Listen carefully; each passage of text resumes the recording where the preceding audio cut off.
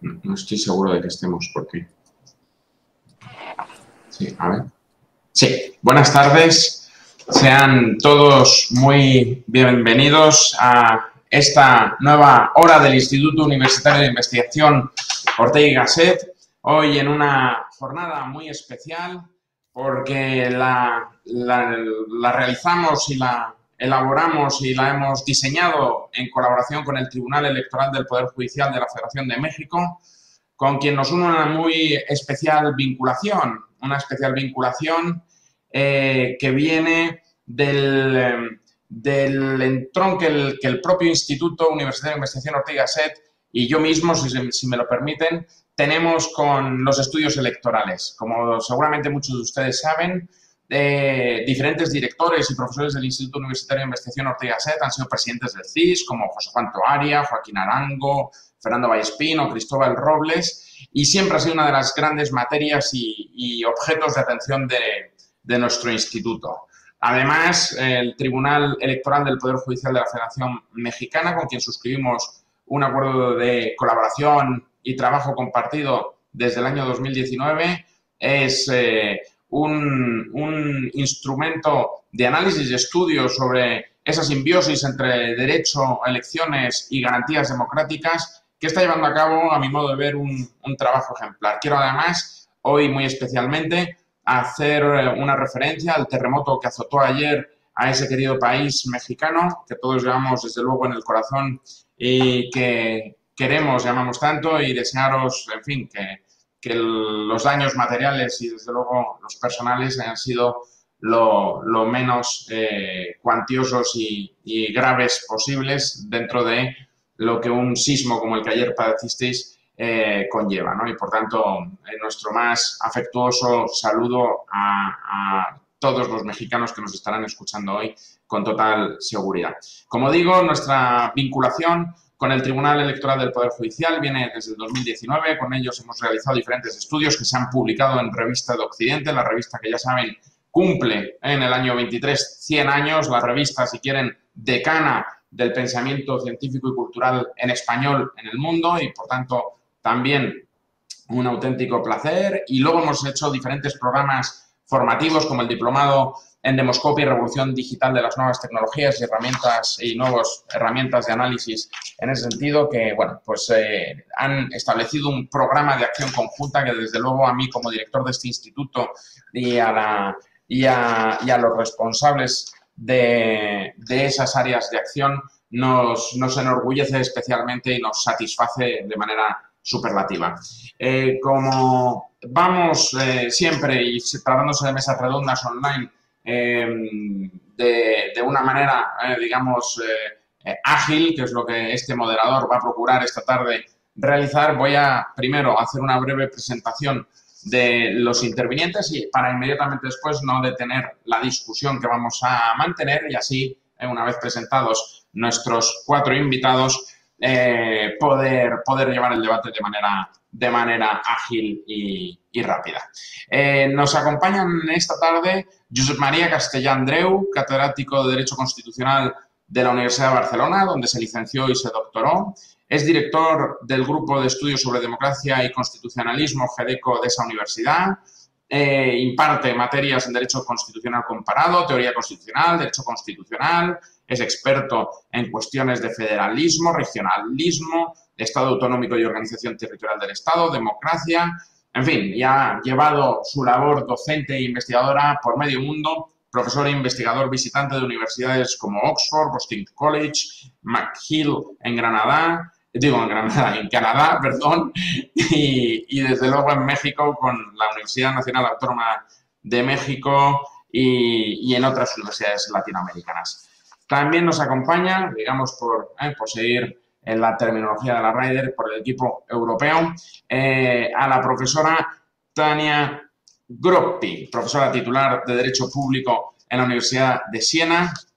Es una mujer que es referente en su país en justicia constitucional, federalismo, gobierno local, en estudios de elaboración de la Constitución. Ha tenido cargos como la asesoría jurídica del Tribunal Constitucional italiano. También ha sido ex vicepresidenta del Grupo de Expertos Independientes sobre la Carta Europea de Autonomía Local del Consejo de Europa, asesora jurídica en cuestiones constitucionales del Congreso del Consejo de Europa para las autoridades locales y regionales, ha realizado estancias docentes e investigadoras en universidades como París I, la Universidad Católica de Lovaina, el Centro de Estudios Políticos y Constitucionales de aquí de Madrid, la Universidad de Montreal, la Universidad Hebrea de Israel y también, y quiero citarlo dado que hoy es México, nuestro país anfitrión y colaborador en lo intelectual, la Universidad Autónoma de Coahuila en ese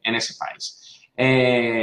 Ha sido también asesora jurídica del Ministerio de Asuntos Exteriores de Italia, miembro de la Comisión de Venecia, por cierto, como Josep María Castellà, que lo he omitido anteriormente, pero efectivamente tenemos aquí a dos miembros de dicha comisión, del Democracy Reporter Internacional, en fin, tiene sobrada experiencia en diferentes cuestiones constitucionales y de organización del Estado.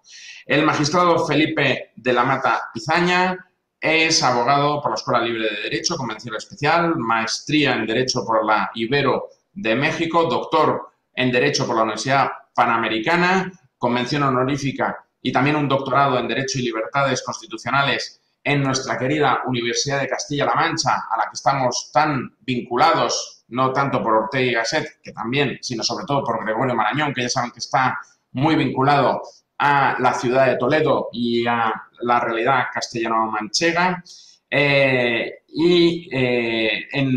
siendo magistrado de la Sala Regional Especializada del Tribunal Electoral que hoy nos acompaña, ha sido secretario auxiliar del secretario proyectista del Magistrado Electoral Regional, secretario instructor, secretario de Estudio y Cuenta, coordinador general de asesores, secretario general de Acuerdos de la Sala Superior y ahora magistrado de la Sala Regional Especializada del Tribunal Electoral de la Federación. Ha sido además profesor y docente en numerosas universidades, tanto mexicanas como americanas, como internacionales. Destacaré, aparte de su alma mater, también la Facultad de Derecho de la Universidad Nacional Autónoma de México. Y el magistrado José Luis Vargas Valdez es también, como saben todos ustedes, magistrado de la Sala Superior del Tribunal Electoral del Poder Judicial de México. Se licenció en el ITAM, hizo su maestría en Derecho Público y su doctorado en la Universidad Pompeu Fabra de Barcelona y, por tanto, tenemos aquí el sector catalán muy bien representado, tanto por Josep María Castellà como por el magistrado Vargas. Y, entre otros cargos, ha sido titular de unidad en el Centro de Investigación Nacional y Seguridad Nacional, en el CISEN, fiscal especializado para la atención de delitos electorales, el FEDAPE. Como magistrado, además de su labor jurisdiccional, tiene el encargo, y créanme que, por lo menos hasta donde yo he visto, lo está haciendo realmente bien, de impulsar y fortalecer la vinculación internacional de este tribunal, en términos académicos, desde luego. Fundó con notable éxito, donde todos participamos con el mayor gusto y además con sugestivas e incitantes reflexiones, discusiones y conversaciones, la Red Mundial de Justicia Electoral en 2017, que es un foro internacional integrado por cortes, tribunales y órganos judiciales electorales de 26 países y 15 organismos internacionales. Tuvimos no hace mucho una reunión en Los Cabos, que aparte de ese maravilloso y absolutamente deslumbrante y paradisíaco lugar, la verdad, se tornó en una ubicación realmente propicia para esas conversaciones y discusiones a propósito de la salud electoral y democrática de los países que formamos miembros de esta red mundial. Termino, por supuesto, docente también en muchísimas instituciones de la calidad mexicanas, de la calidad del ITAM, el Colmex, la UNAM y también en España, además de en Barcelona, ya ha tenido su experiencia docente ampliamente difundida en lugares como la Universidad Carlos III de Madrid, la Complutense o el Instituto Nacional de Administración Pública, que también está muy vinculada a nuestra fundación. Por tanto, se dan todos ustedes cuenta de que contamos con personas del primer nivel mundial para reflexionar sobre lo que hoy nos ocupa, ¿no? Básicamente, la pregunta central de lo que detonará todas las demás intervenciones, es las implicaciones que esta crisis sanitaria, esta pandemia global que nos está afectando, pues ha tenido sobre nuestras democracias. Derivada de ese impacto, todo el mundo se da perfecta cuenta, ¿no?, de que eso ha puesto, ¿no?, o ha sometido a una cierta tensión a nuestros sistemas electorales y democráticos, derivado de las medidas que los gobiernos, en este caso sobre todo de España, Italia y México, han tomado ante la pandemia.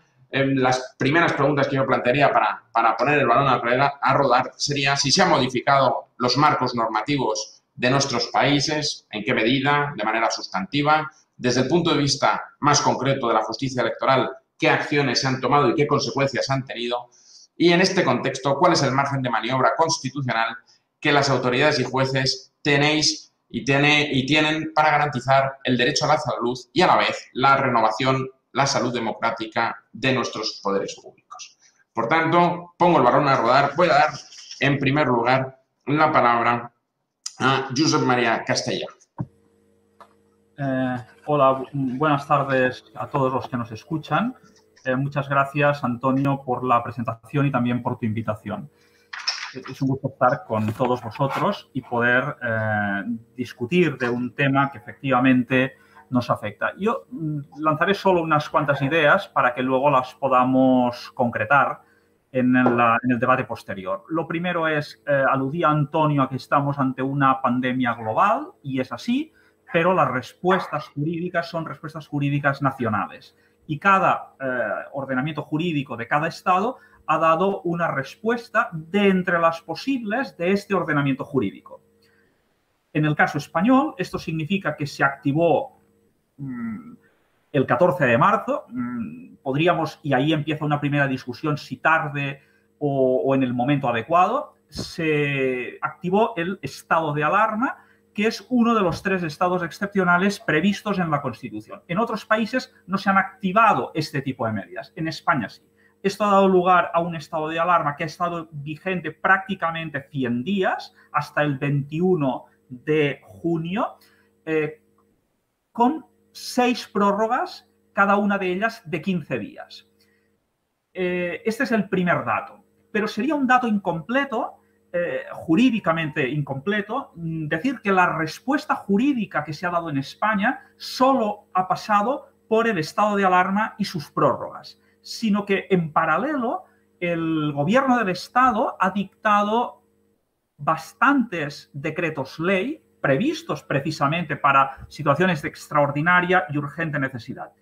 Si no me he equivocado en la cuenta, desde el 10 de marzo, por tanto, ahí hubo una respuesta anterior al 14 y también un poquito después del 21 de junio, hoy mismo parece que se aprueba otro decreto ley, estaríamos contando el de hoy, que va a prever la llamada nueva normalidad a partir de ahora, estaríamos hablando de 18 decretos ley.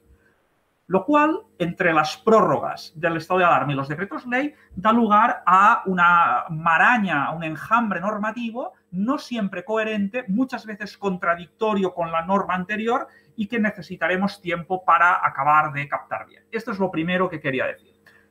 Todo estado excepcional, y lo es el estado de alarma, supone un paréntesis en la normalidad constitucional y la alteración del sistema regular de protección de los derechos y también de la distribución de poderes. Y todo esto está regido por unos principios que los encontramos en el derecho español, pero que también están en el derecho comparado. Y si tomamos, por ejemplo, una edición de una compilación de la Comisión de Venecia sobre estados de emergencia que acaba de efectuar, concretamente en el mes pasado de mayo, vemos ahí que hay una serie de principios que se van repitiendo. El principio de necesidad, el principio de proporcionalidad, también obviamente la temporalidad, por lo tanto el carácter restrictivo, esa excepcionalidad.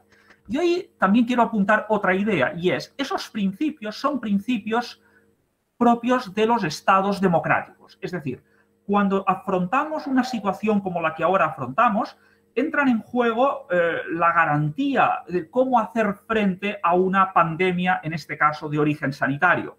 Y la respuesta es se va a garantizar la seguridad, se va a garantizar la salud pública. Pero en los estados democráticos, en las democracias constitucionales, entran en el balance también qué pasa con la separación de poderes y qué pasa con la garantía de los derechos. Son bienes jurídicos que hay que tener en cuenta. Por tanto, es una normalidad, pero no es un paréntesis de Estado, no es un paréntesis de Estado de Derecho ni de constitucionalismo. A partir de esto, la tercera idea, el estado de alarma no supone una suspensión de derechos, sino una limitación. Ha habido un gran debate en España sobre el que, si quieren, luego podemos discutir, sobre si realmente era solo una limitación o iba más allá. Yo ahí creo que hay que ser prudentes. No es lo mismo en términos políticos decir que ha habido una situación de excepción a decir que es un estado excepcional. La confusión en términos jurídicos viene porque son diferencias causales, no diferencias de grado. Puede ser una alarma muy grave, aunque no inicialmente uno no piensa en una alarma tan prolongada en el tiempo, tan grave, pero es un supuesto de alarma, porque hay una causa natural, porque hay una causa sanitaria no vinculada al orden público, que en cambio es lo que se activa con el estado de emergencia. Esto afecta a los derechos que se ven restringidos o hasta suspendidos. En este caso, evidentemente, la restricción ha sido muy grande de algunos derechos, obviamente de las afectaciones al derecho de propiedad, a la libertad de empresa, que se ha visto muy amenazadas, pero también de derechos fundamentales como la libre circulación, la libertad deambulatoria por el confinamiento.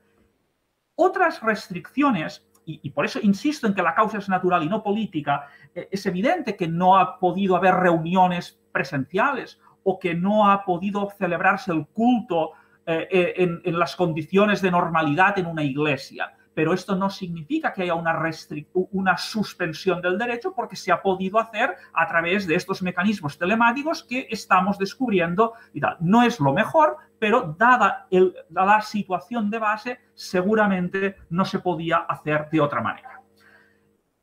Solo apunto temas.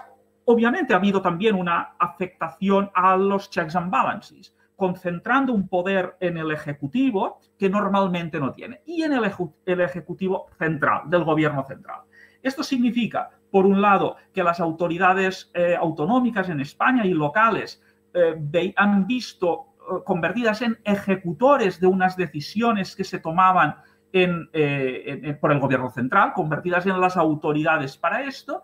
Esto significa que han aflorado problemas que venían de antes. En el Estado autonómico la coordinación y la cooperación interterritorial nunca ha funcionado, ha seguido sin funcionar en esta ocasión, y por eso ha habido una serie de desajustes.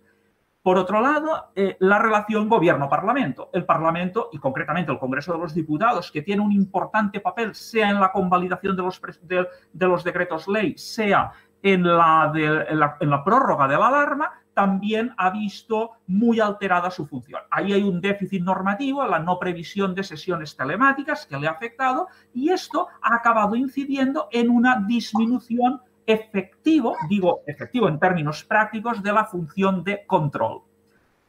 Acabo ya. Eso en nuestro sistema, yo creo que hay que ver las dos caras de la moneda. Por un lado, la invitación al Parlamento significa la búsqueda de consensos y el control, consenso y control.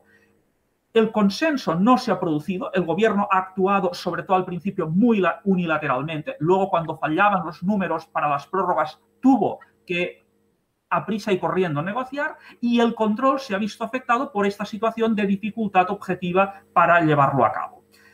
Me queda toda la cuestión electoral, pero en España la situación es muy fácil de resumir, porque solo había convocadas 2 elecciones autonómicas en Galicia y en el País Vasco.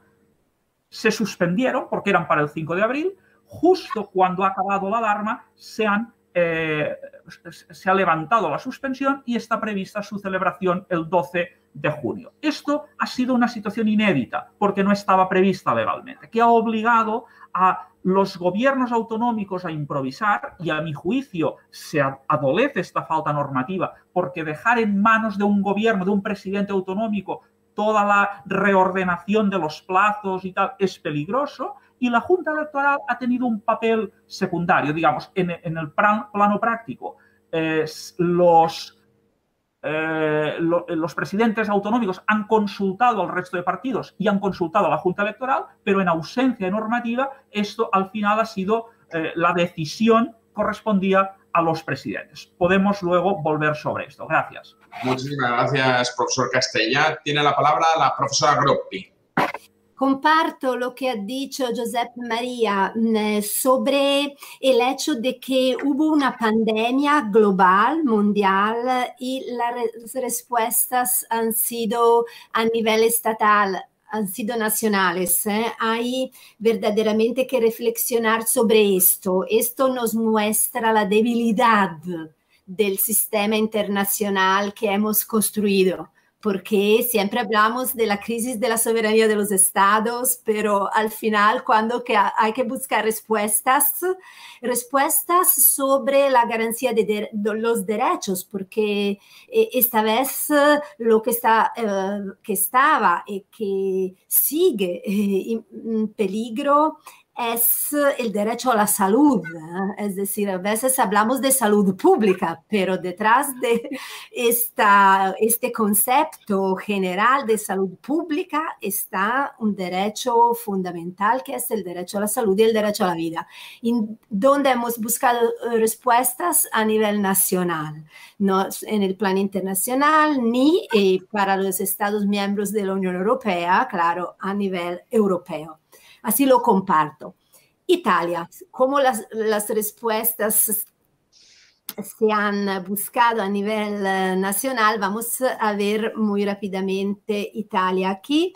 Claro, Italia ha sido el primer país democrático afectado por la pandemia, podemos decir, y afectado de una manera muy, muy fuerte. Después otros países democráticos han seguido, pero Italia ha sido el primero. ¿Por qué lo subrayo? Lo subrayo porque en los primeros días en Italia, al final de enero y sobre todo en el mes de febrero, cuando se empezaba a debatir sobre esta epidemia, lo que se ha hablado mucho de China. Es por esto que voy a subrayarlo. Se ha hablado mucho de las medidas que el régimen chino había tomado, y a veces en algunos sectores de la opinión pública y también de los partidos políticos se ha hablado de China como un modelo, ¿no? Para decir, pero mira ellos qué han hecho, qué medidas muy eficaces, muy eficientes que han tomado, la pena de muerte para los que salen, esto es lo que necesitamos. No es solamente una broma, pero es algo que se ha oído en el debate, también en el debate político.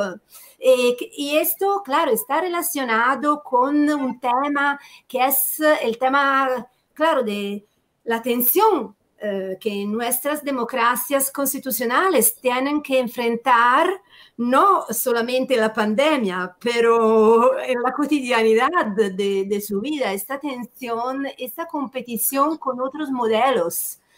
Y movimientos populistas, quizá ahora utilizo esta palabra tan utilizada, que acuden a otros modelos para mostrar que hacen mejor que la democracia constitucional. Y la democracia constitucional, porque claro, cuando hablamos de democracia constitucional, limitaciones al poder, incluido mayorías políticas y garantía de los derechos en el marco de constituciones rígidas, para sintetizarlo. Estas situaciones de emergencia que surgen sin ser previstas, es la emergencia, algo que no estaba previsto, porque el derecho siempre intenta hacer previsiones, se dice también norma jurídica como previsión normativa, porque intenta adelantar respuestas, pero claro, cuando no se consigue, y seguro esta vez esta pandemia no se ha previsto, aunque podemos añadir varias cosas sobre la posibilidad o menos de tener una previsión, pero no se ha previsto, esto es factual, es la realidad. Cuando hay una emergencia, claro, la democracia constitucional se enfrenta con el hecho de que en emergencia es el poder ejecutivo, son los gobiernos, independientemente del marco normativo. Por ejemplo, el marco normativo de emergencia en Italia es totalmente diferente del marco de España, pero al final siempre es el gobierno, porque el gobierno tiene el control de la administración pública, que tiene que actuar y puede actuar más rápidamente, más pronto. El gobierno que tiene que actuar. Y segundo, claro, hay derechos o intereses públicos que se convierten en derechos prevalentes, es decir, que prevalecen sobre los demás.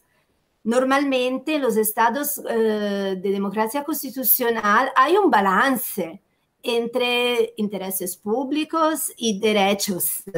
Y ninguno puede convertirse en un tirano, lo que manda. Pero esto no pasa en emergencia. En emergencia hay derechos que hay que garantizar más. Así pienso, y solamente he contestado a una parte de su respuesta, de su pregunta, pienso que la democracia constitucional encuentra muchos desafíos en las emergencias. Y por esto tenemos verdaderamente que aprovechar, si queremos encontrar algo bueno en una situación tan mala, tan dramática, pero aprovechar de esta oportunidad para reflexionar sobre la situación de nuestras democracias constitucionales. La emergencia es una oportunidad. Después, si tendré una otra ronda de intervención, añadiré algo más de detalle sobre lo que ha pasado a nivel jurídico, a nivel normativo en Italia. Pero ahora ya no quiero aprovechar. Gracias. Muchísimas gracias, profesora Groppi. Nos quedamos con esa idea tan vinculada al pensamiento de Churchill de una crisis como una oportunidad. Y, por tanto, voy a dar la palabra inmediatamente al magistrado de la Mata. Querido Felipe, tuya es la palabra. Muchísimas gracias. Ahora sí, que es un gusto estar con nuestros queridos amigos. A ver, Felipe, ¿te escuchamos? A ver. ¿Ahora sí me oyen? Ahora mejor, gracias. Perfecto. Es un gusto estar con tan buenos amigos en este momento, pues que es tan difícil para el mundo. Voy a tratar de dar un esquema general digamos, de las vías constitucionales que tiene establecida la Constitución Política de los Estados Unidos Mexicanos, que cabe decir es una de las constituciones más largas del mundo. Son solo 136 artículos, pero bastante sustanciosos. Y además es una de las constituciones que más reformas han sufrido. Tiene varios cientos de cambios. A partir de 1917, que se expidió, hasta hoy lleva más de 300 cambios constitucionales. Entonces, es una constitución bastante flexible, aunque su fórmula sea rígida. A ver, en el marco constitucional mexicano existen dos fórmulas para enfrentar jurídicamente esta cuestión de las pandemias. La primera es la que tiene el presidente de la República de convocar al Consejo de Salubridad General. El Consejo de Salubridad General depende del presidente de la República, está constituido por 13 vocales titulares, fundamentalmente secretarios de Estado, y 19 vocales que a su vez tienen voz, pero no voto. Se encuentra en el artículo 73 de la Constitución, en la fracción 16 correspondiente. Y este Consejo de Salubridad General tiene antecedentes de creación desde el año de 1841. Es una de las instituciones más antiguas que constitucionalmente tiene el país. Sin embargo, solamente 3 veces ha sido, ahora ya son 4 veces ha sido convocado. Primero, para un par de epidemias de fiebre amarilla que en el siglo XIX existieron específicamente en las costas del Pacífico mexicano. Después, en este siglo, con la famosa gripa A o influenza H1N1, y finalmente con esta pandemia, aquí del COVID-19.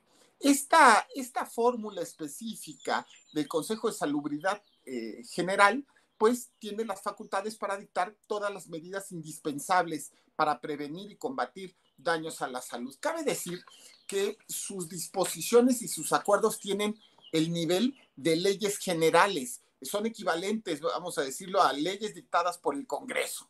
Ahora, ¿cuáles han sido las actividades principales de este Consejo? Pues justamente el 23 de marzo pasado declaró a la enfermedad COVID-19 como una enfermedad grave. A partir de ahí, el secretario de Salud dictó medidas de mitigación con la autorización del presidente de la República, y después, el 30 de marzo, dictó también un acuerdo el Consejo donde declaraba al COVID-19 como una emergencia sanitaria y la estableció justamente como una posibilidad de causa grave y de fuerza mayor para el cumplimiento de obligaciones jurídicas. Y esto es lo interesante, porque justamente al establecer que puede ser causa mayor, causa grave o fuerza mayor en el cumplimiento de obligaciones, pues sin duda puede referirse lo mismo a cuestiones de relaciones de tipo laboral y su suspensión, como a cuestiones fiscales también. Ahora, por otro lado, la otra posibilidad que está constitucionalmente, pues es la suspensión de garantías, que se encuentra en el artículo 29 de nuestra Constitución. Si recuerdo bien, desde la Segunda Guerra Mundial no se ha aplicado la suspensión de garantías en el territorio mexicano.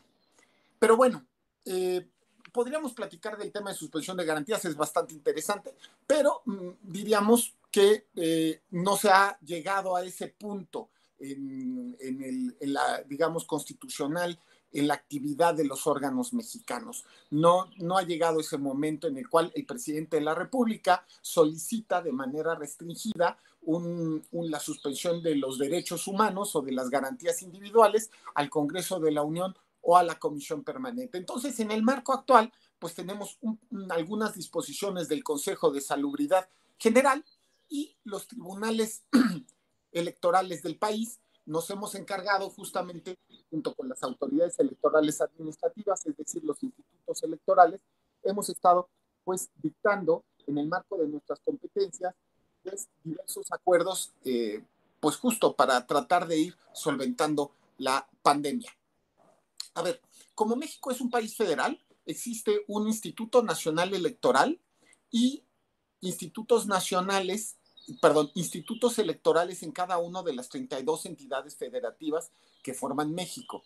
Existen además 32 tribunales electorales locales, y el Tribunal Federal, el Tribunal Electoral del Poder Judicial de la Federación, es el Tribunal Constitucional en materia electoral, es decir, es la sala constitucional que termina analizando las actuaciones tanto del Instituto Nacional Electoral como de todos los institutos locales y también de los tribunales locales. Ahora, esto viene al caso porque cada uno de los institutos electorales han estado dictando normas y acuerdos generales respecto de sus elecciones y respecto también de sus específicamente actividades. Así, el Instituto Nacional Electoral primero asumió facultades respecto de un par de elecciones locales y suspendió justamente 2 elecciones locales en los estados del país. Y varios institutos electorales locales han suspendido lo mismo, los trámites, los plazos respecto de cada una de las cuestiones que tienen que llevar a cabo. Por su parte, el Tribunal Federal ha realizado, yo diría, 2 tipos de acciones. Acciones inmediatas que fueron realizadas por el presidente del Tribunal Electoral de inmediato, justamente cuando se emitieron por el Consejo de Salubridad General estas disposiciones donde establecieron el teletrabajo, filtros médicos, suspensión de asuntos no urgentes, notificaciones por mail, ¿no? Y después la Sala Superior del Tribunal estableció varias cuestiones para poder ir llevando a cabo su trabajo.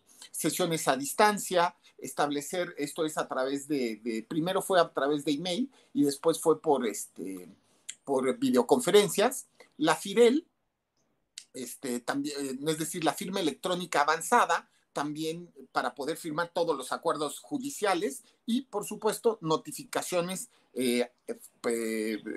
establecer ya notificaciones de otro estilo. En fin, yo no quiero tampoco alargarme mucho más. Diría que quizá el logro más importante de la pandemia, que sin duda ha sido una tragedia, pues al mismo tiempo ha sido un reto, pero para el Tribunal Electoral del Poder Judicial de la Federación, el logro más importante que nos ha establecido este logro es que hace apenas unos días, de hecho el lunes pasado, el tribunal puso a disposición de los justiciables mexicanos el juicio en línea. Entonces, a partir de ahora, los medios de impugnación en materia electoral ya no tienen que presentarse de manera física en las ventanillas pues de las oficialías de partes de cada una de las autoridades que tramita los medios de impugnación que ahí se regulan, sino que se puede hacer desde el hogar pues de los actores, ¿no? Y presentar inclusive pruebas y tramitarse de esa manera. En fin, en algún otro momento podré platicar también que se ha creado por la Sala Superior una línea de jurisprudencia, pero me parece que este es el momento en el cual tengo que detenerme. Muchas gracias. Muchísimas gracias, magistrado de la Mata. Voy a dar la palabra inmediatamente al magistrado Vargas, que por cierto, digo porque es una cosa que a mí me da mucha envidia, porque cualquier cosa que tenga que ver con la ciudad de Venecia, a mí me encanta. También es miembro de la Comisión de Venecia, que lo he soslayado antes al relatar su cúmulo de méritos. Querido magistrado Vargas, suya es la palabra. Hola, Antonio, muchas gracias. Un gusto saludarlos a todos, Tania, a José María Castellá y a mi colega de la Sala Superior, Felipe de la Mata. Pues, a ver, estamos ante una cuestión excepcional que obviamente, pues, yo diría, no hay una constitución en el mundo que yo conozca que tenga todas las respuestas a lo que estamos viviendo. Yo siempre en mis cursos de Derecho Constitucional les digo a los alumnos que se imaginen el momento de un proceso constituyente. Y básicamente lo que todo el mundo se imagina es a una serie de hombres totalmente célebres, que tienen iluminados y que tienen una visión de futuro que pensamos que precisamente a partir de ese momento histórico es donde se generan todas las soluciones a nuestros problemas cotidianos. Y la verdad es que no es así. La verdad es que, sobre todo los constituyentes, siempre vienen cargados de una carga de lo que en ese momento vive la sociedad y sobre todo en ese momento se necesita dar soluciones. Y luego está, obviamente, pues las salidas que las propias constituciones en cada uno de los países prevén para lo que se conoce o para lo que se puede llegar a prever que pueden ser las crisis constitucionales. Sin embargo, evidentemente no están ahí contenidas todas las soluciones porque muchas veces, como lo que estamos viviendo hoy en día, no estaban presentes todos los problemas a los cuales se puede enfrentar una sociedad y en este caso, pues una serie de sociedades al mismo tiempo. En ese sentido, lo que yo creo es que nos corresponde, pues, precisamente lo que hacemos los tribunales constitucionales en nuestros distintos ámbitos de competencia, pues generar interpretaciones de lo más armónico y, como bien se dice, el famoso espíritu de la ley y de la Constitución. Ya lo dice el jurista norteamericano Bruce Ackerman, que los tribunales constitucionales tienen esta carga histórica de concebirse como este grupo de viejos sabios donde ahí se cocinan todos las soluciones y todo el futuro de un país y de una sociedad. Y la verdad es que no es así. La verdad es que todos sabemos que los que hemos algún día tenido contacto con la materia jurídica, que nos encontramos siempre frente a dilemas jurídicos que parten de un caso concreto en el cual se nos pregunta o se nos solicita que ponderemos una serie de valores en los cuales tenemos que hacer valer pues uno o ver la forma en la cual puedan coincidir en armonía distintos derechos y distintos valores.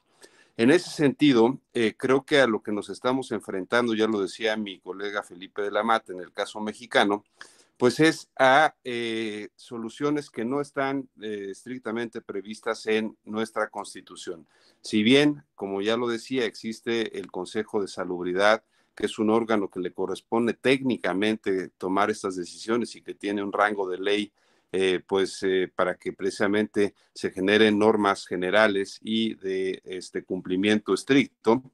Eso, a mi modo de ver, no tiene que ver con la serie de limitaciones que estamos viviendo, a restricciones de derechos que en el día a día pues nos parecen normales, como es el derecho a la reunión, el derecho de asociación, el derecho al libre tránsito, etcétera.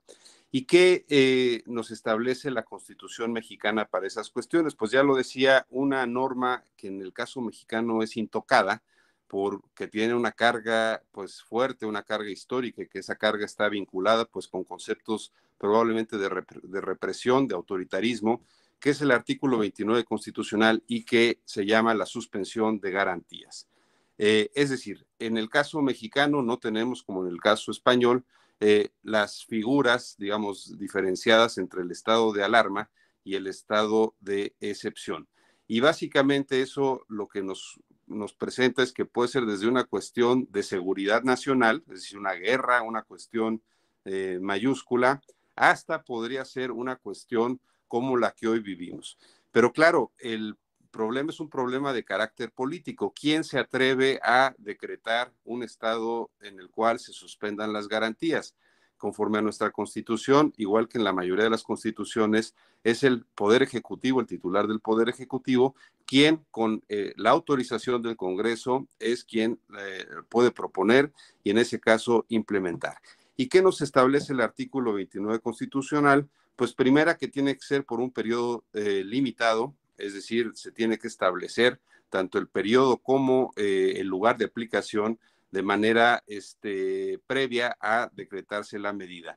Luego, como ya lo decía, en un lugar determinado que puede ser todo el país o una parte del país.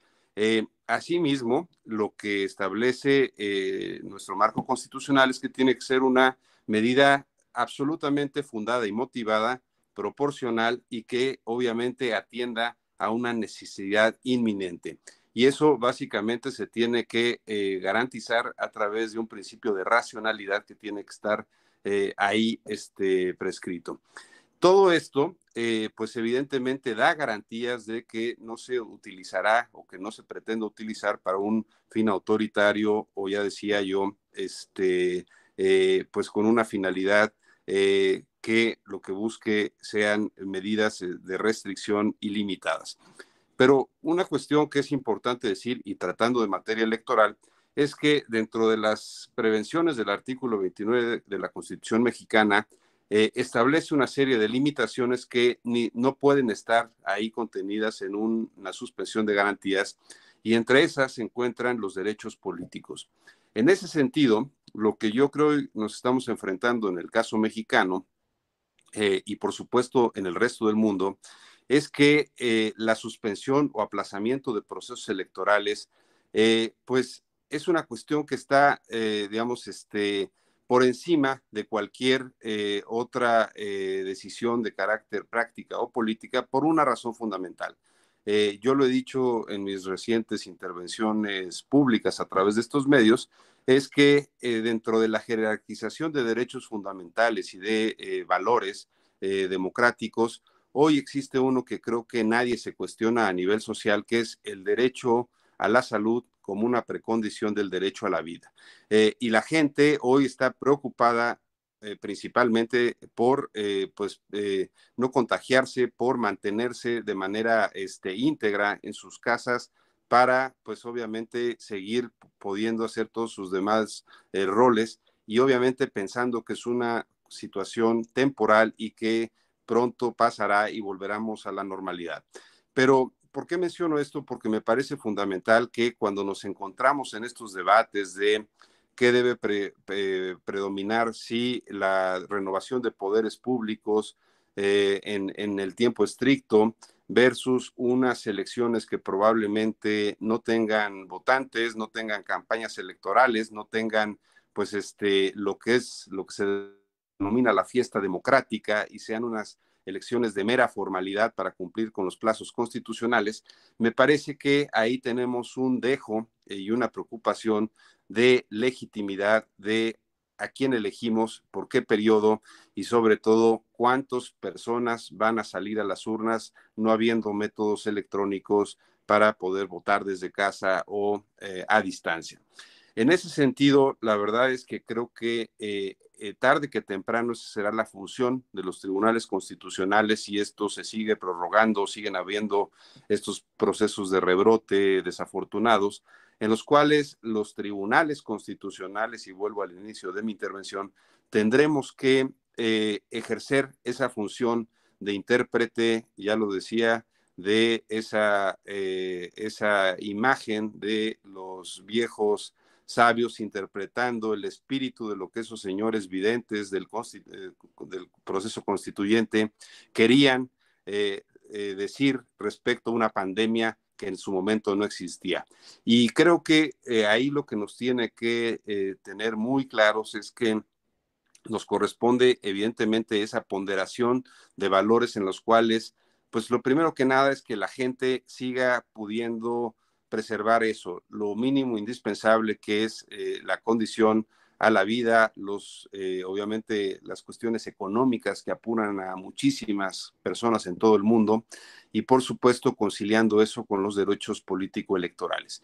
Yo cerraría mi intervención señalando que al día de hoy tenemos del orden de 70 procesos electorales que han sido interrumpidos en todo el mundo, con lo cual me parece que eso habla de que no existen pues muchas más opciones de lo que hoy están haciendo los distintos estados, más que esperar, pedir obviamente y generar los controles para que los gobernantes y en este caso pues quienes se mantienen de manera indefinida en las posiciones públicas, pues no lo utilicen como un abuso en el poder para preservarse en el poder y que genere pues tentaciones autoritarias. Y por supuesto, lo que, como decía el profesor Castella, lo que eso implica y me parece que es fundamental y que también tiene que ser analizado desde la óptica del constitucionalismo es los contrapesos, los famosos check and balances, de tal suerte que en una constitución y en países democráticos eso sea lo que impere para, insisto, salvar temporalmente a la sociedad de cuestiones que no están previstas en nuestro marco constitucional y, por supuesto, en cuanto existan las posibilidades, regresar a la normalidad constitucional que haga que, entre otras cosas, se ejerzan los derechos político-electorales y, por supuesto, que implique la renovación pacífica de las autoridades. Hasta aquí dejaría yo mi intervención y, por supuesto, me encantaría comentar unas cuestiones adicionales más adelante. Muchas gracias. Muy bien, pues muchísimas gracias, magistrado Vargas. Voy a proponerle a los intervinientes, dado que nos proponemos acabar en 25 minutos este debate, si os parece, en relación con vuestras intervenciones, voy a plantear a modo de brainstorming algunas cuestiones y durante un par de minutos contestáis de ellas la que os resulte más sugestiva a cada uno de vosotros, dejando para la intervención final las preguntas de los intervinientes en el chat y una reflexión final. ¿Vale? Bien, mi brainstorming, de lo que he anotado, de lo que habéis planteado, partiría de esta reflexión, y no la relato de nuevo, que acaba de hacer el magistrado Vargas sobre la cuestión del check and balances que planteaba en su intervención inicial el profesor Castellà sobre que lo que ha sucedido no es un paréntesis del Estado de Derecho, no es una limitación, sino que es una suspensión, digamos, un paréntesis en términos de garantías, ¿no? Y también rescato de esa intervención inicial cómo ha puesto el énfasis en cómo esta crisis sanitaria ha subrayado los problemas de coordinación entre los diferentes poderes del Estado. Esto vinculado al check and balances, ¿no? No vuelvo a contar y a relatar lo que él ha dicho, puesto que todos lo tenemos fresco en nuestra memoria sobre gobierno, parlamento y diferentes administraciones del Estado, que además creo que es muy interesante para los países que aquí analizamos, porque son países en buena medida muy descentralizados, ¿no? Y, por tanto, creo que es muy pertinente la reflexión. La profesora Groppi ha planteado una cuestión que luego han recogido nuestros colegas mexicanos de manera muy brillante sobre la cuestión de la prevalencia de la salud pública, el derecho a la vida y a la salud, ¿no? Y, por tanto, y cómo eso se ha jugado en ese debate, por sintetizarlo en el viejo axioma de discusión filosófica, debate entre seguridad y libertad. Si alguien quiere avanzar por ese camino, ahí lo dejo. Y los profesores y magistrados mexicanos han planteado, aparte de la complejidad y además la sana envidia que nos genera también a todos, ¿no? La longevidad de su Constitución, que ya cumple 103 años y, por tanto, más allá de las cuestiones que la historia, el historiador valora también, que esa estabilidad constitucional a lo largo de 103 años, que realmente es una cuestión muy relevante, han planteado, y cito a modo de cuadro impresionista, la importancia del juicio en línea que han puesto en marcha, la incipiente promulgación de una línea de jurisprudencia, un canal en línea de jurisprudencia para los tribunales electorales. Los dos han apuntado y han medio disparado sin afirmar categóricamente, y yo como moderador suelto la pelota para que ustedes se pronuncien porque me parece un tema capital desde este lado de la ciudadanía, y además voy a hacer la pregunta en términos categóricos. ¿Para cuándo el voto en línea y con garantías? Porque esto, desde luego, en sociedades como las nuestras, tecnológicamente avanzadas y demás, pues desde luego plantea todo un desafío y ahí barra ciberseguridad, ¿no? En esta cuestión. Y en este sentido, restricciones de derechos, también enlazando con Castellán, conflicto, como decía, entre seguridad y libertad, principio de racionalidad contra ese posible atisbo de autoritarismo que podía ejercer el artículo 29 de la Constitución mexicana. Y, por tanto, me quedo con esa reflexión final sobre el voto online, si es que se podrá o no, en qué términos y cómo veis si avanzamos en la legitimidad, digamos, cibernética hacia la democracia. Yo me callo, doy la palabra en este minuto al profesor Castellán para que conteste a lo que quiera en un par de minutos o tres.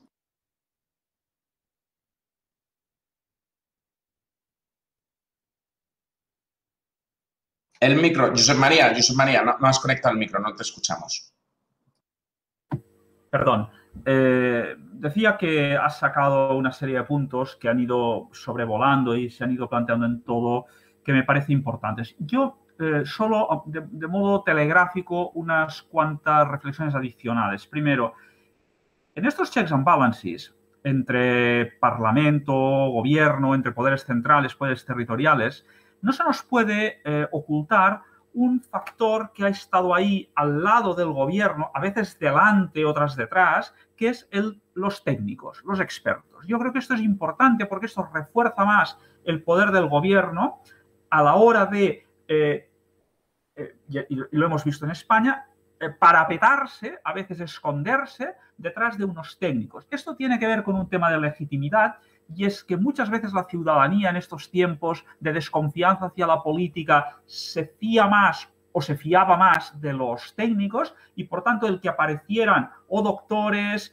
o médicos o que aparecieran personal del ejército, de las fuerzas de seguridad, yo creo que esto tuvo un primer momento de efecto. El problema está en que cuando acompañado de una eficacia, el principio muchas veces del saber tecnocrático se pone en quiebra, al menos se discute. Y yo creo que una de las consecuencias que vamos a tener en esta crisis es efectivamente cómo afrontar situaciones de riesgo. También lo habéis dicho, cómo afrontar situaciones imprevisibles, decía Tania, pero que a lo mejor O sea, no es previsible la situación, pero sí que hay que prever la gestión y hay que prever la responsabilidad. Y hay que prever, por tanto, la respuesta del ordenamiento. Yo creo que esto nos sitúa en un debate importante. Y luego, evidentemente, los de los controles. Porque, y ahí es un tema también de letra pequeña, en la Constitución está muy claro que sigue el funcionamiento normal de las instituciones. Porque en el fondo toda la lógica que hay detrás de estos estados excepcionales era una lógica de orden público. Pero cuando ha venido un factor como es una pandemia de este tipo, las leyes no acaban de cuadrar en este sistema. Y por esto uno puede pensar que el funcionamiento del Poder Judicial sigue ahí, pero si al mismo tiempo hay una suspensión de plazos, si al mismo tiempo no hay unos medios, cierra literalmente el Poder Judicial, porque además no tiene medios telemáticos, me parece que sí que acaba afectando en el día a día de las garantías procesales y de las garantías de los individuos. Por último, la última reflexión tiene que ver con esto. También ha ido aflorando. Yo creo que esto va a suponer un reto, y me parece positivo, que nos va a situar tecnológicamente mucho mejor preparados. Y ahí está el reto en lo electoral, en lo judicial, obviamente también en la gestión gubernamental, de afrontar estas situaciones. Pero al mismo tiempo me parece que no podemos olvidarnos, digamos, de que lo estamos viendo en este seminario y en tantas actividades académicas, la presencialidad sigue siendo importante. O sea, la tecnología va bien, tú lo aludías, Antonio, con el tema electoral, se abren posibilidades, pero hay unos rituales de la democracia que están ahí, hay unas garantías que están ahí y que me parece que de forma prudente yo al menos por ahora mantendría. Bien, con esta declaración de intenciones del profesor Castellà, invito a la profesora Gorospi a discrepar o no, porque esto puede... En realidad, esta vez también estoy de acuerdo con mi colega y amigo. Así no vamos a animar mucho el debate, porque estamos demasiado de acuerdo, pero quizá que podemos subrayar una diferencia que no es entre nosotros, sino entre los tres países que estamos analizando a nivel constitucional sobre ese tema de checks and balances, sobre todo el papel de la Constitución, de la norma constitucional sobre esta emergencia, porque hemos visto España que tiene estas diferentes situaciones jurídicas de emergencia que se pueden, como se dice, matizar. México, que a pesar de la norma sobre el Consejo de Salud, pero tiene esta arma enorme, que es como un bazooka, no sé cómo decirlo, pero que es la suspensión de garantías, y Italia que no tiene nada. Es decir, Italia... pero no es algo que falta porque los constituyentes, estos constituyentes de los que nos habló José Luis Vargas, muy sabios, ellos olvidaron algo. No, no es por esto. Es que ellos conscientemente consideraron que estaba demasiado peligroso, porque la experiencia de Weimar estaba muy, muy reciente, y disciplinar la emergencia. ¿Y cuál es la perspectiva de la Constitución italiana? La perspectiva es la normalidad. Es decir, la normalidad en la limitación de los derechos. Así, los mismos principios se aplican. Que se aplican cuando hay que limitar los derechos, solamente que, claro, como los hechos, la situación factual es tan extrema, sí, la respuesta jurídica tiene que ser proporcionada a lo que pasa en la realidad, claro que también la respuesta jurídica es extrema, en cuanto es proporcional a la realidad. Y lo mismo por las relaciones entre los poderes del Estado, es decir, el principio que hay que aplicar al final es la leal colaboración entre los diferentes poderes del Estado, sea ejecutivo, legislativo y judiciario, sean los estados descentralizados, y esto ha sido el problema más importante en Italia, pienso, en la gestión de la pandemia, entre regiones y Estado central.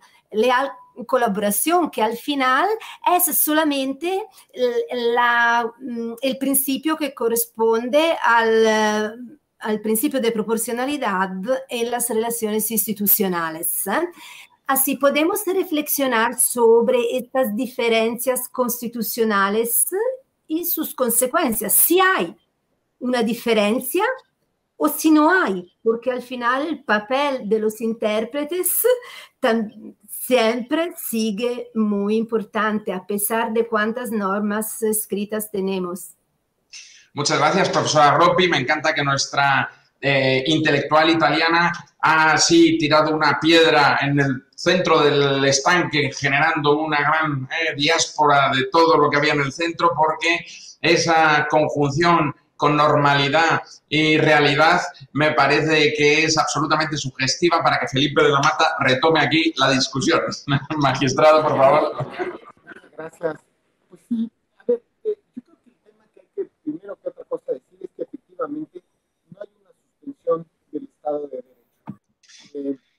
La pandemia no puede entenderse como un momento en el cual el derecho se deja de aplicar.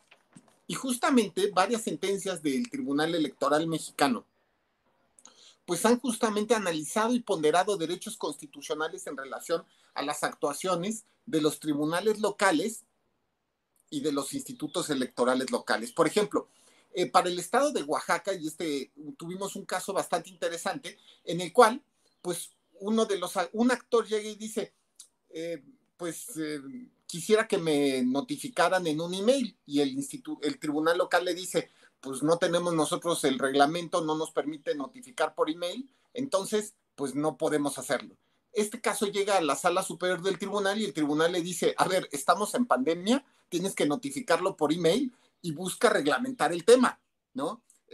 Tuvimos también casos en el estado de Coahuila donde justamente, curiosamente, varios partidos políticos locales pusieron en duda la posibilidad de llevar a cabo el teletrabajo de las instituciones electorales, lo cual evidentemente, pues, la sala superior lo que hizo fue hacer una ponderación del derecho a la salud en relación a la seguridad jurídica y validó el teletrabajo. Y justamente pasó algo parecido en el estado de Puebla, donde también la sala superior analizó esa cuestión. Y, por ejemplo, también respecto de la Comisión de Quejas y Denuncias del INE, la sala también le estableció la posibilidad de llevar a cabo sus sesiones por vías telemáticas, a pesar de, específicamente respecto de las medidas cautelares por unas cartas que se estaban repartiendo supuestamente a cargo del presidente de la República. En fin, me parece que esto evidencia que el Tribunal Electoral pues ha asumido su papel de corte constitucional y justamente también al crear una especie de línea de jurisprudencia en relación con la pandemia, lo cual es algo muy paradójico porque ahora resulta que hay jurisprudencia electoral de pandemia, pero bueno, justamente ha establecido una serie de sentencias en las cuales ha ponderado el derecho a la salud en relación con los principios de seguridad jurídica en las elecciones. Bueno, yo diré algo muy breve respecto del voto en línea porque sí que es importante decir algo. A ver, en México el voto en línea se encuentra legislado específicamente para los mexicanos en el extranjero y solo para los mexicanos en el extranjero, aunque todavía no se ha puesto en vigor. Se tiene que crear un comité técnico, le tiene que pasar, digamos, información al Consejo General del Instituto Nacional Electoral y el Instituto Nacional Electoral tiene que echar a andar la plataforma correspondiente. Y esto todavía no ha funcionado. Ojalá funcione. Y esto es una paradoja, porque como los mexicanos en el extranjero podrían hipotéticamente, cuando funcione la plataforma, votar en línea y los mexicanos en México no. O sea, el principio de igualdad pues pareciera que se rompe completamente. Y por otro lado, la jurisprudencia del tribunal, sacamos una sentencia hace pues ya es poco más de año y medio, en la que establecimos que los presos mexicanos que no tenían condena, es decir, los que se encontraban sujetos a prisión preventiva, tenían derecho al voto, porque la Constitución mexicana en este tema era muy poco clara, la verdad. Entonces, establecimos que el Instituto Nacional Electoral podía regular formas válidas para que los presos votaran. Y esto es posiblemente correo, voto en línea u otras fórmulas. Pero fíjense cómo estamos hablando de sectores específicos de la población y no es razonable. El voto en línea, creo que la pandemia también nos ha demostrado que es indispensable regular la fórmula de solución del voto en línea y que el voto en línea puede ser seguro, que puede dar certeza a las elecciones. Y eso es justamente todavía un reto para México, porque hasta el momento no ha habido ninguna elección con voto en línea. Y me parece que la pandemia, y yo diría la vida, la tecnología, nos está forzando a justamente dar un paso hacia adelante. Para México y para todos los demás, ¿eh? O sea, no es una cuestión que efectivamente nos afecta a todos y que efectivamente plantea el dilema de la seguridad jurídica y de esas diferencias que el magistrado de la Mata nos planteaba con tanta brillantez. Y luego, además, como puede suceder, como el sismo de ayer, que acabe con determinadas infraestructuras tecnológicas y, por tanto, se impida en Oaxaca o en Coahuila o donde planteabas la transmisión online de eso, pues también hay que trabajar en esa línea. Magistrado Vargas, por favor. Gracias. De las preguntas planteadas, yo me quedaría con dos. Primera, una cuestión que tiene que ver con soluciones, digamos, de carácter un poco más amplias, es decir, soluciones globales. Ya lo decía Luigi Ferrajoli, que para problemas globales se requieren soluciones globales. Y precisamente él ha hablado de una constitución planetaria que un poco meta pues en orden algunas cuestiones de la humanidad, de tal suerte que si un país toma decisiones irresponsables, lo estamos viendo hoy en día, puede repercutir en el resto del mundo, y eso pues a la larga pues generar problemas interminables como los que estamos afrontando. En ese sentido, yo lo que rescataría cuando se mencionan los check and balances y todas estas cuestiones, que tenemos que ver más allá de nuestra simple visión de soberanía, territorio, estado individual. Tenemos que ver más allá de las fronteras, y creo que eso nos exige repensar pues un poco también el derecho internacional público, las instituciones que rigen el derecho internacional público, de tal suerte que, pues como lo decía hace un momento, podamos repensar no solo cuestiones que, como decía la doctora Groppi, que tienen que ver con la posguerra, sino ante los nuevos retos de la humanidad. En ese sentido, yo creo que uno de los retos mayores que hoy nos está enseñando la pandemia tiene que ver con una cuestión que a mi modo de ver tiene que escalar en torno a prioridades, y es el derecho de acceso a las tecnologías. Hoy estamos viendo que si no tuviéramos esta capacidad de, pues, lo que estamos haciendo ahora mismo, de conectarnos vía la web, de poder comunicarnos vía las plataformas digitales, vía las redes sociales, pues nuestros derechos estarían mucho más limitados de lo que hoy por necesidad están. Y en ese sentido, creo que una cuestión que tiene que ver con factores de no discriminaciones, sí, pero ¿cómo hacemos para que más gente en el mundo, más gente en nuestros distintos países tengan absoluta garantía de que pueden acceder a las tecnologías?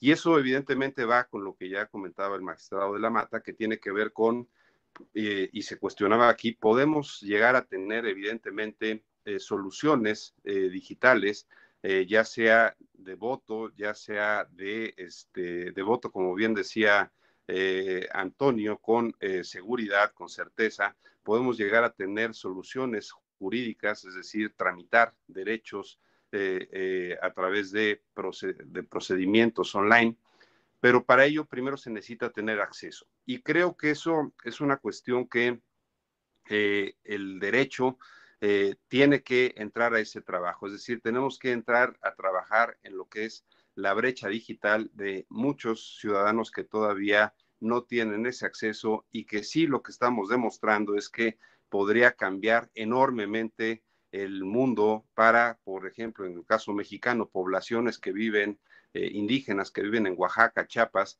que para presentar un juicio ante el Tribunal Electoral, ante una de nuestras sedes regionales, pues tienen que viajar del orden de 20 horas para poder llegar a presentar un escrito. Y muchas veces, y ahí ya lo decía el magistrado de la Mata, hemos tenido pues obviamente una visión garantista desde el tribunal, pues para tener ciertas excepciones en el caso de derecho de acceso a la justicia, una vez que se presentan fuera de tiempo estos juicios o recursos por las condiciones en las cuales viven estas personas. En ese sentido, yo creo que trabajar en un derecho de acceso a las tecnologías será un paso fundamental y obviamente esa brecha digital, cuando se vaya eliminando, nos dará cada vez más respuestas a cuestiones que son fundamentales como el votar en línea. Yo menciono siempre que en estos días que me parece que la humanidad nos hemos resistido a dar ese paso, es decir, a la posibilidad de que se pueda votar desde casa a través de nuestros medios electrónicos.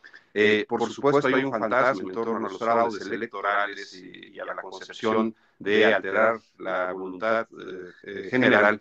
Pero yo lo menciono con un ejemplo muy claro. Si las entidades bancarias nos han podido en prácticamente todo el mundo ofrecer una tecnología en la cual movemos nuestro patrimonio con 2 clics y podemos estar confiados en que hacemos un depósito, hacemos una transacción bancaria y es totalmente segura y prácticamente es inviolable. Si eso han podido hacer con algo tan delicado para la humanidad como es el patrimonio que todos tenemos, ¿por qué no lo hemos podido hacer en términos de una votación, es decir, de un proceso electoral digital? Creo que si bien nunca tenemos que dejar a un lado también la posibilidad de salir a las calles a ejercer el voto, pero el hecho de que los países avancemos, ya sea en el marco legislativo, pero sobre todo en el tecnológico, o sea, de ir de la mano, el hecho de que podamos hacer eso, lo que nos va a permitir es que, ya lo decía, múltiples personas que por su condición física, porque tienen algún tipo de minusvalía o por sus condiciones precarias o de distancia, puedan acceder a ejercer sus derechos políticos con la distancia. En ese sentido, creo que eso se tiene que generar un movimiento mundial de tal suerte que vayamos viendo cómo si en un país se logra, en los demás se puede ejercer respetando, por supuesto, el marco de soberanía y de marco legislativo de cada país. Con esto yo dejaría mi intervención agradeciéndoles mucho su atención. Muy bien, pues muchísimas gracias. Llegamos ya a los últimos minutos, nos queda en realidad uno y medio, pero voy a extender un poco la cuestión porque quiero leer las 2 preguntas que han planteado en el chat nuestros seguidores y pediros una última intervención de 1 minuto, que en la medida que queráis respondan a esas preguntas, o digamos un headline, ¿no?, que recoja vuestra reflexión final sobre la incitante tarde que hemos tenido hoy aquí. Plantea Edson Ferreira desde Brasil si es posible pensar reglas internacionales de protección a los pueblos de las acciones gubernamentales que ponen en riesgo los derechos fundamentales, entiendo que electorales también, y también de la salud de las personas. Y luego, Yami Moreno pregunta... bueno, una cuestión que ya está contestada porque es un tema relacionado con la jurisdicción, ¿no?, en México. Paso a la pregunta de Alejandra Castillo. Pregunta, ¿qué riesgos a la democracia ven para España, Italia y México derivado de la pandemia? Creo que está básicamente contestado. Giovanni Mansilla pregunta, ¿México está preparado tecnológicamente para soportar los juicios digitales? Creo que lo que dijo el magistrado de la Mata contestó grosso modo esta cuestión en términos de los ejemplos que puso de Oaxaca, Coahuila, etcétera. Y Yami Moreno pregunta al magistrado Vargas, interpela directamente al magistrado sobre qué opina de la validez que pueda tener la suspensión de elecciones que realizó el INE. Si les parecen, como, insisto, un minuto de cierre con alguna conclusión y las preguntas directas que han planteado estas personas y cerramos aquí esta hora de la Ortega. Profesor Castellán. Muchas gracias. Yo creo que yo voy a decir alguna cosa sobre lo que ahora planteaba Alejandra Castillo. Y es justamente en este momento que ya ha acabado la aplicación del estado de alarma, el reto es no normalizar la excepcionalidad. En los últimos años nos estamos acostumbrando a situaciones excepcionales. Fue la gran crisis financiera, en España hemos tenido la gran crisis catalana, ahora esto. Demasiados tiempos excepcionales en poco tiempo. Esto es lo primero. Y esto es excepcional, y lo excepcional es excepcional. Segundo, no sacrificar los principios de la democracia constitucional en estos tiempos. Los checks and balances son fundamentales. Y si hasta ahora el gobierno ha tenido un protagonismo, en esa pomposamente, y no me gusta el término, nueva normalidad, el Parlamento debe poco a poco, si no convertirse en el centro, si compartir ese protagonismo con el gobierno, que seguirá teniendo con los decretos ley, pero que su convalidación y además leyes que son necesarias, los presupuestos, otras leyes. Y ahí el Parlamento ha de intervenir para que no quede todo en manos del Poder Judicial. Van a salir aquí un montón de problemas, de querellas, de demandas de todo tipo contra exigencia de responsabilidad por temas sanitarios, por temas contractuales, frente a la posibilidad de que cada juez diga una cosa y luego dentro de 7 o 8 años llegue al Tribunal Supremo. Yo creo que es necesario que el legislador intervenga y dote de reglas claras para esta nueva situación. Gracias. Muchísimas gracias, profesor Castellán. Profesora Groppi. Sí, quiero añadir una palabra sobre la garantía de los derechos. Hemos hablado de limitación de derechos, de los derechos políticos y de otros derechos. Hemos hablado de nuevos derechos que están conectados a las nuevas tecnologías, pero aunque no era el enfoque central de nuestra charla hoy, quiero añadir que el Estado constitucional de derecho, en su modelo europeo por lo menos, tiene un enfoque importante sobre los derechos sociales y entre ellos el derecho a la salud, que es visto como derecho social. Es decir, pienso que no tenemos que olvidar que la primera medida para garantizar el derecho a la salud es actuar en sistemas públicos de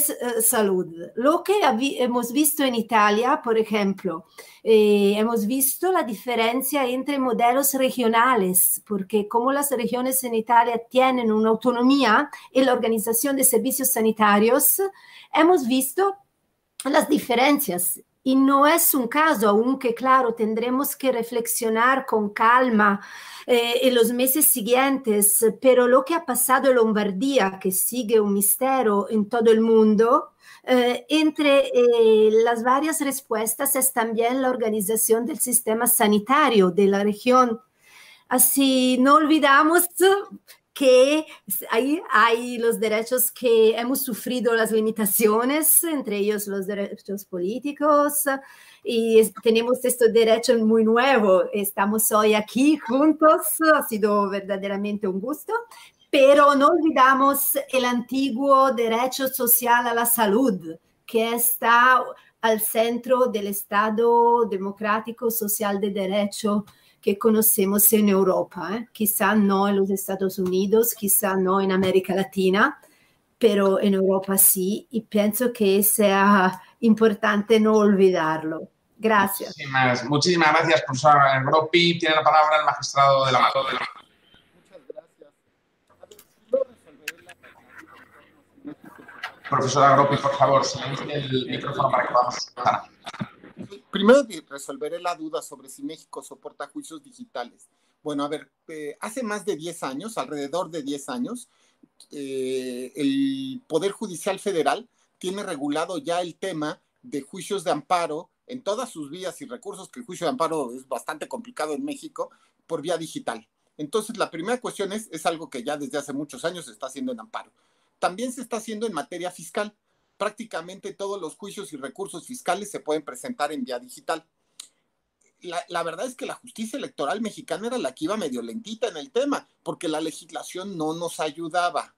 La Sala Superior hace un par de semanas aprobó y entró en vigor este lunes pasado una plataforma para un juicio en línea electoral digital, donde, hasta donde la legislación nos permitía, regulamos 2 recursos electorales para que justamente se puedan establecer vías, digamos, más eficientes y sobre todo más seguras en estos tiempos de pandemia para los justiciables. Y también un estado de la República, que es Coahuila, reguló también el juicio en línea. Entonces, la respuesta es, bueno, pues desde hace mucho tiempo que se hace. Bueno, cierro diciendo que la pandemia es un problema para todos nosotros.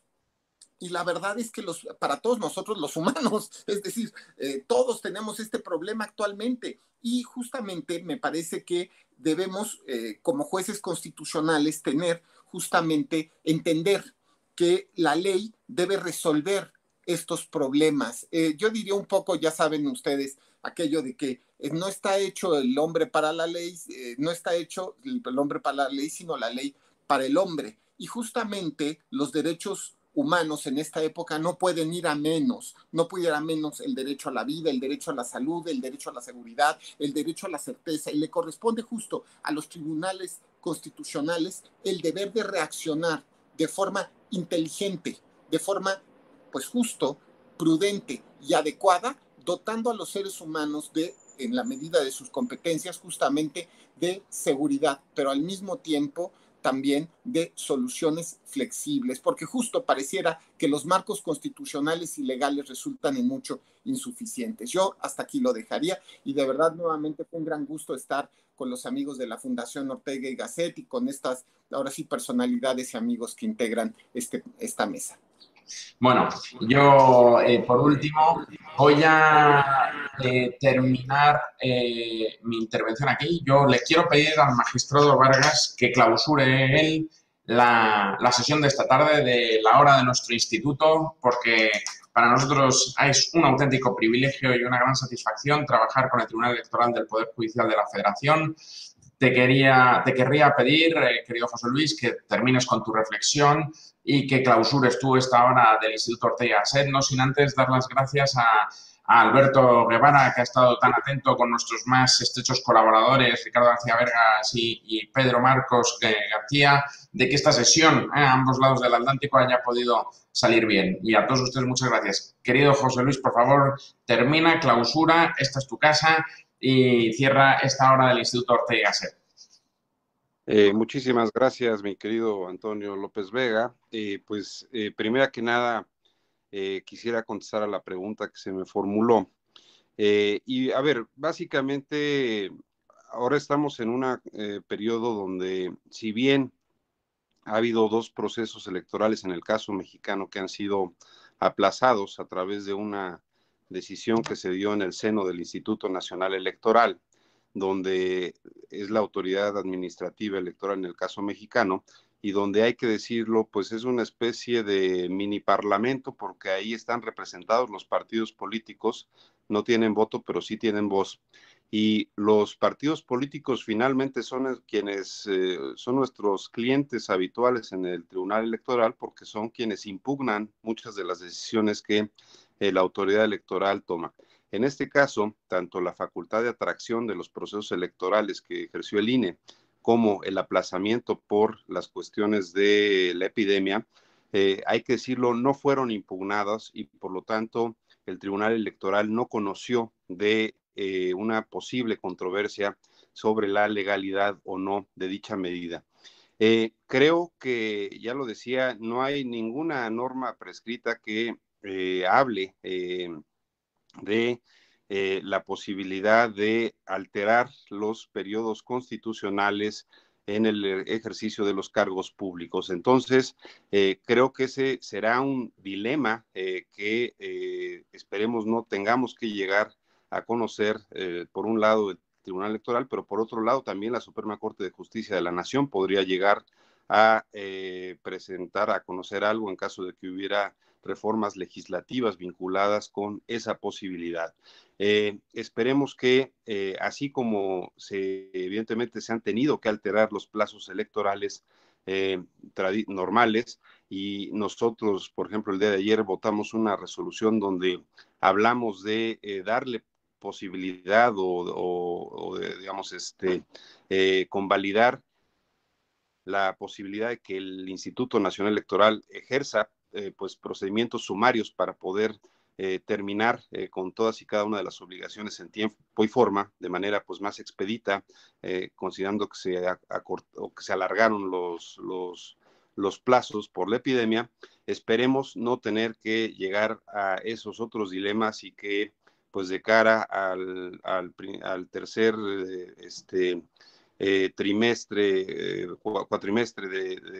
tercer trimestre, perdón, o cuarto trimestre del año, se pueda estar normalizando la vida democrática en el país.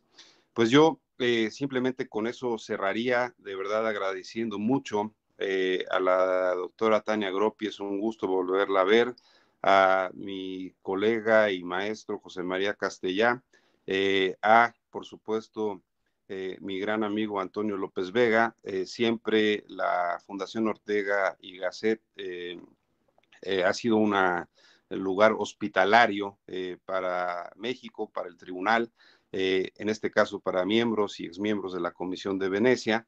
Y bueno, desafortunadamente ahora se tiene que dar en este formato y ya esperemos que pronto se restablezca la normalidad para poder estarlo haciendo en vivo y comiendo una buena fabada, unos buenos callos a la madrileña desde la propia fundación.